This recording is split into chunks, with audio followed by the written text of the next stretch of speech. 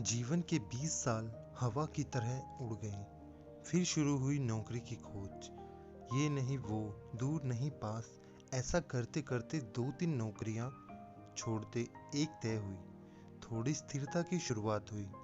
फिर हाथ आया पहली तनख्वाह का चेक।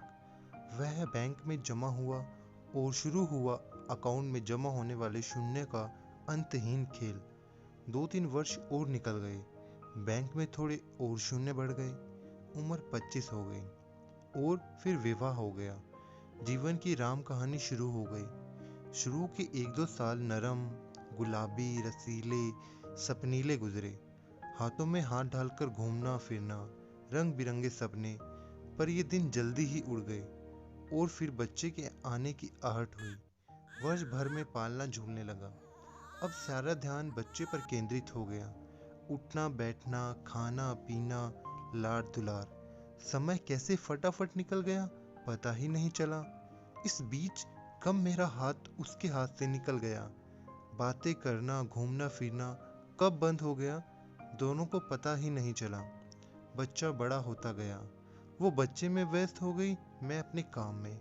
घर और गाड़ी की किस्त, बच्चे की जिम्मेदारी, शिक्षा और भविष्य की सुविधा, और साथ ही बैंक में शून्य बढ़ाने की चिंता। उसने भी अपने आप को काम में पूरी तरह झोंक दिया और मैंने भी। इतने में मैं 35 का हो गया। घर, गाड़ी, बैंक में शून्य, परिवार, सब है। फिर भी कुछ कमी है, पर वो है क्या समझ नहीं आया। उसकी चिड़चिड़ बढ़ती गई। मैं उदास सा होने लगा। इस बीच दिन बीतते गए। समय गुजरता गया। बच्चा बड़ा होता गया। उसका खुद का संसार तैयार होता गया। कब 10वीं आई और चली गई पता ही नहीं चला। तब तक दोनों ही 40-42 के हो गए। बैंक में शून्य बढ़ता ही गया।